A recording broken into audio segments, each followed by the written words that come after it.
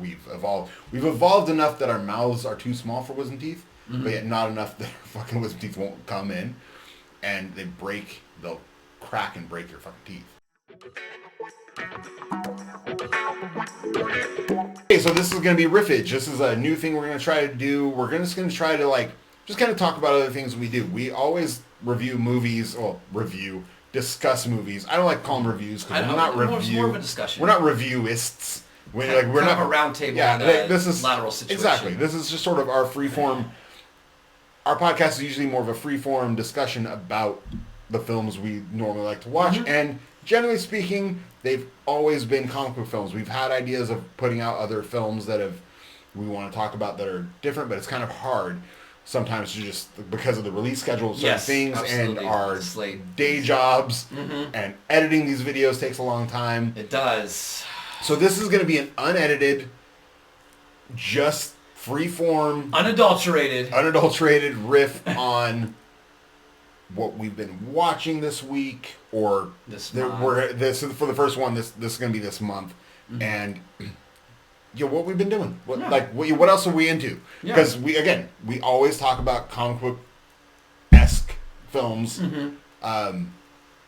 have videos that we did one on the Army of the Dead that we never released. We did Mortal Kombat.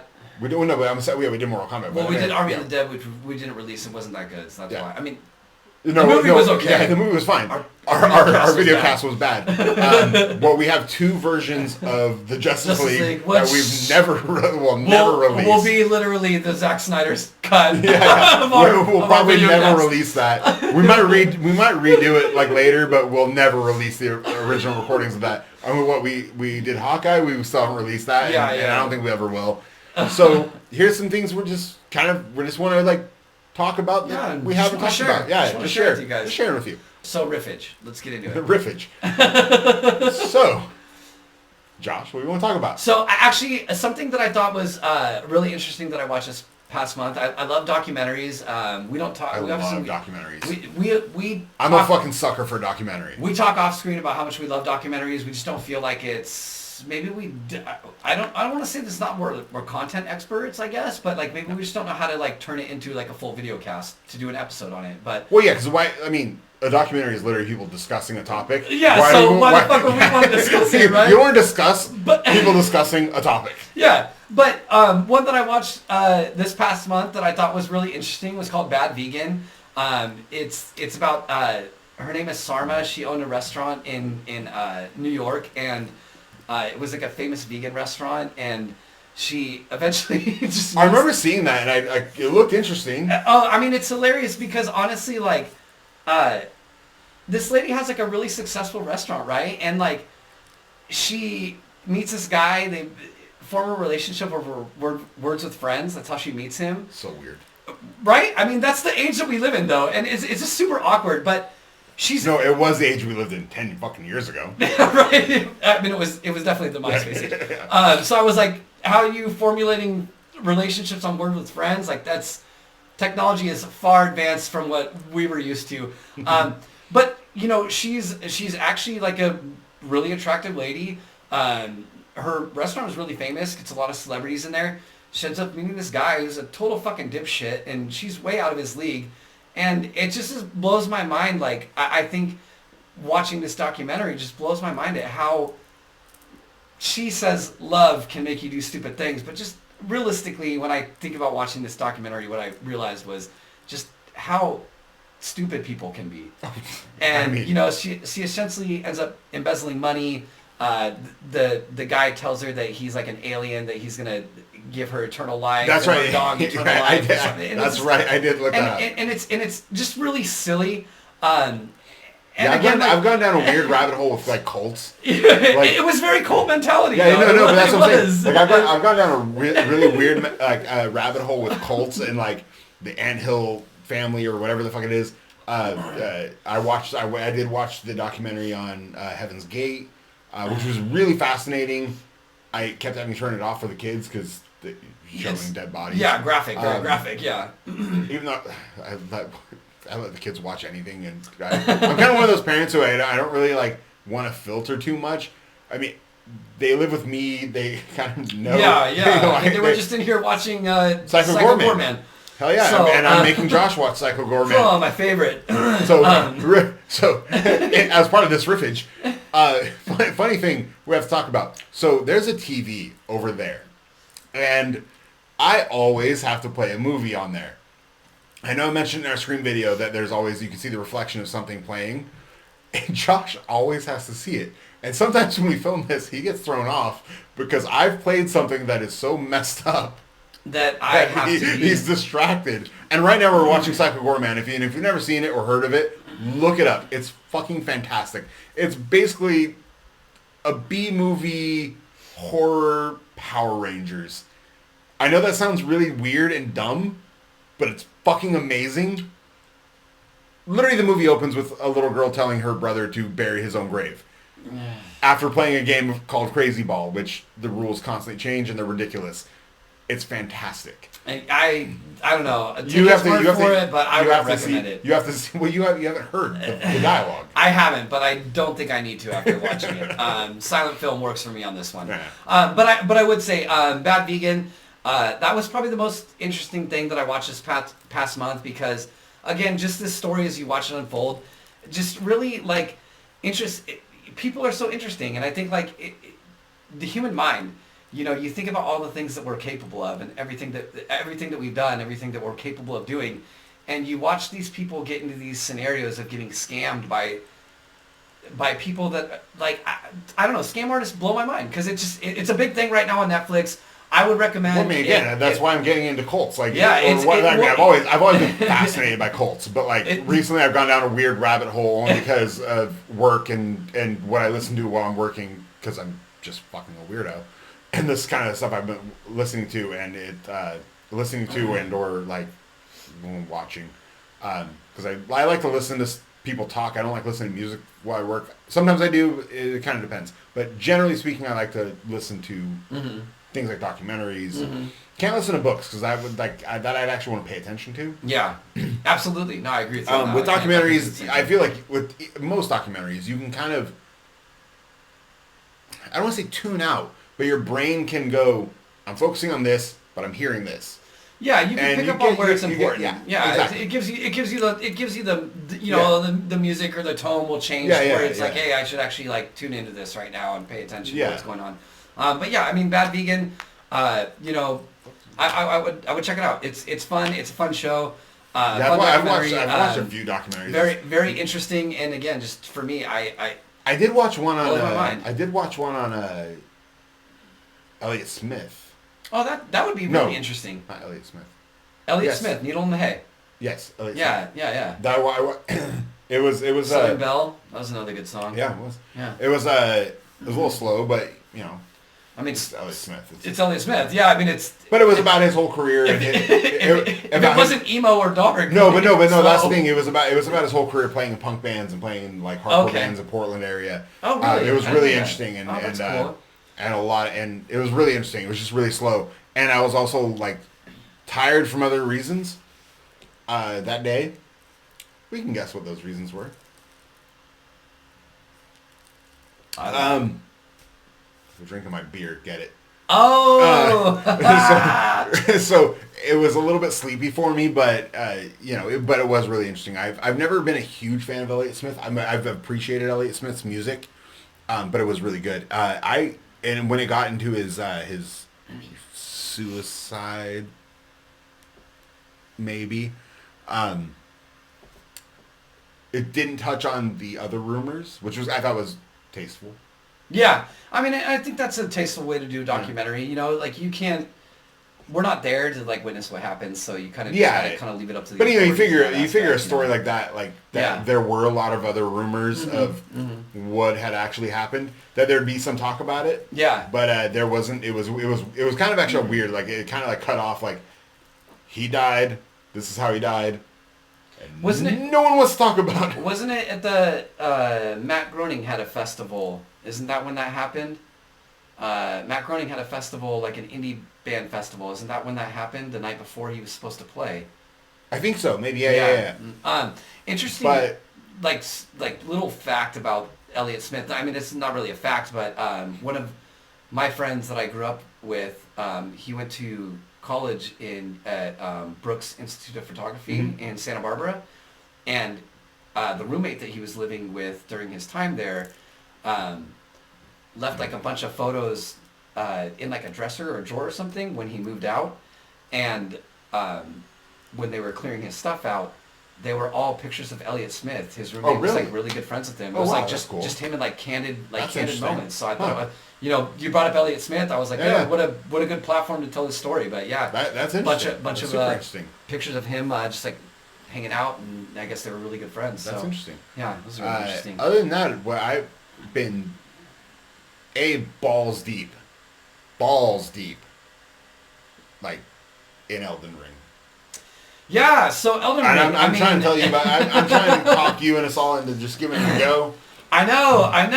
The thing is with, and we've had talks about this off camera, is as if you're telling me it's not an RPG, and I get that because of your explanation of it. It isn't. But it just when you showed me when he showed me the map, I was like, I just can't.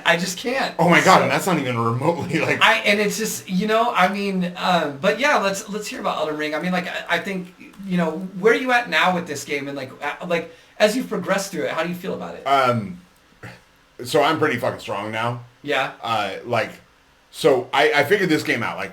And this game is like the number one talk about game right now in any gaming sphere, like community, like all gaming communities are just talking about this game right now. It's amazing. I've probably put. You sure you want to say this on camera? Yeah, because I have 3 kids. It sounds like it might sound like I'm neglecting my kids. I've probably put about 60 to 70 hours in this game. Woo! Granted, over the course of like a month. It's like that's one work day stretched out over a month. I mean, 1 work week. Yeah. 2 work. Jesus Christ. Math. Bad math. Yeah, 2 work weeks. You're almost there. 2 work weeks. I've put a good chunk of time into this game. So you're gonna tell me that you probably put, if you were paid hourly, a little bit of overtime into Elden Ring. You know how many how's the return on that one? You know how many story bosses I've beat? I have no idea. 3. Oof. And how many did you say that there were? I think like 13 in total story bosses. There's 8 billion others. So you're like literally like one. Oh no! Right now I can go to the general end area. Mm-hmm. I'm finishing a quest line right now, though. Oh, okay. Yeah. So I decided I want to finish a certain quest line, and so I've been not banging my head against the wall. At first, I was banging my head against the wall with this game. Like I struggled a little bit in the first couple goes because I figured I played Souls games. I know how to do this. I also just got off God of War, and I just replayed God of War, the newest one, and I forgot about stamina bars, and I forgot about proper guarding mechanics, but now I'm back in strong. I've done enough searching this fucking world for caves and catacombs and other types of things. I will admit I'm kind of over it. I'm kind of over. I'm kind of over traversing the world. After 70 hours, I think at that point I would really want to get to the end. Oh no, of this game. There's a whole section of the game that literally I have unlocked the map for, that I've gone to a couple times, get my ass handed to me, and then go nope, and run away with my tail between my legs, and like I just nope, not going over there. I want to, like the kind of 100%er in me wants to. And I'm not like a platinum trophy searcher. Like I'm not that kind of guy. We've had this conversation. That's where we differ. I'm all about the achievements when it comes to gaming. And I'm really not. Like, if I feel like I could get that 100%, I'm going for it. Yeah, but I do want to see everything. And like in past Souls games, especially, and again, from like Skyrim and other RPGs, sometimes the quests are so obtuse, and you don't know how to finish these quests, and the Souls games are very much like that. Like they give you no information whatsoever. Like, the characters give you zero information whatsoever. Mm-hmm. You kind of need a guide to try to figure out something. It'd be nice to have some breadcrumbs. Yeah, it would. And like even one reviewer I follow even said that the one thing this game lacks and needs is a journal, to where like an in-game journal that said like, this character told you this, so maybe you should go there and do this to kind of continue the quest lines, because there's so many NPCs that you can engage with, and they have their own quest lines. I don't want to say I'm over the game. The game's still, I'm still having a lot of fun with it. It's just, it's daunting. It's fucking daunting. It sounds daunting. But it is a lot of fucking fun, and I actually think worth it. And I think that's why, I would have picked this game up had it been cross-platform. That was the really deciding factor. It is cross-platform. No, it's not. It is. I'm pretty sure we looked it up and it wasn't. No, it is. Okay, well, if it is now, you're 70 hours in and you're over it. No, I know. I just said I'm not over it. I'm just when I'm over the. Can you run me through all the hard areas?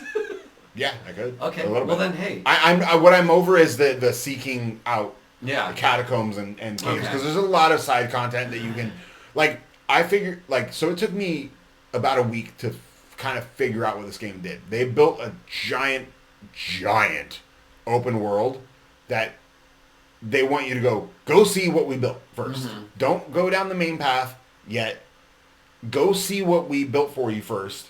Check it out. Deal with some smaller groups of enemies, and there's a lot of mechanics that like help you out. Like, you do have limited healing potions. You don't have to grind for them, but if you're like in an area and there's like, say, a group of 4 enemies, you'll get back one.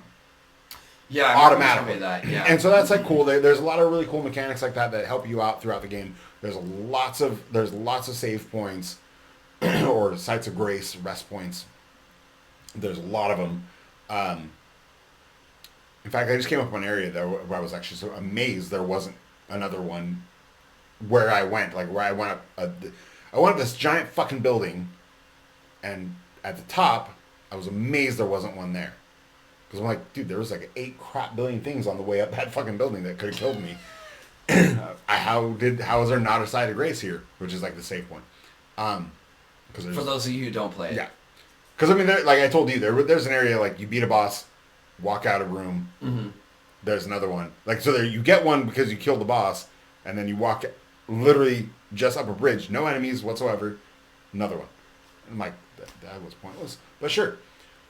But, yeah, I'm not over the game. I want to finish it. I really want to finish it. I'm currently just trying to finish this one character's quest line, so I can get that ending, because that's the ending I kind of want.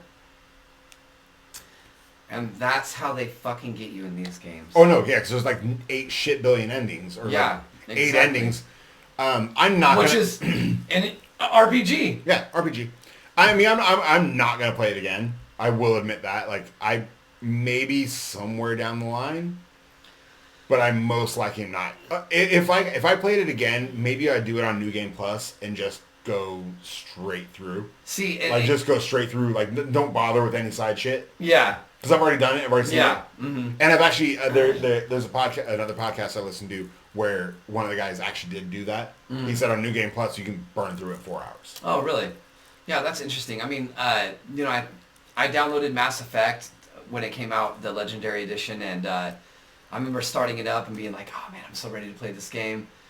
Got into like 5 minutes of it and I turned it off. I was like, I don't know. I just don't have the time. Yeah. I don't have the willingness to invest my time in that again. And that's, it's a difficulty with games.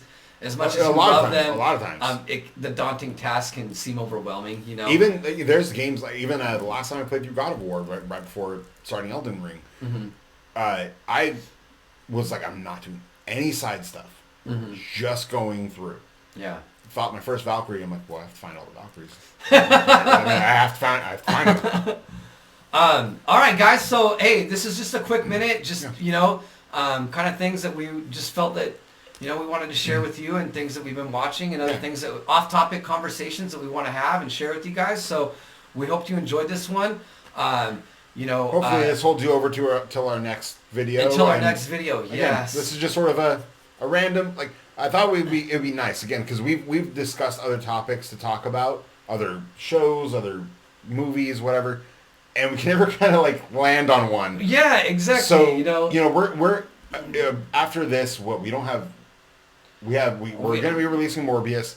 We're gonna have Multiverse of Madness, but that's gonna be a month, so we gotta do something in between. And with this also, we love like taking this opportunity to, share these moments with you guys. So I think this is kind of a good platform to open it up to, to really you guys see what we like to talk about. So if there's something you guys would like to give our discussion on, our opinions on, of things that we like to do, go ahead and throw that in the comments section, and we could create a video out of that. So we hope you guys have a good night. We hope you enjoyed this off-topic, the more you should know riffage that we have going on. That's the title right there. The more you should know riffage. We will see you guys next time.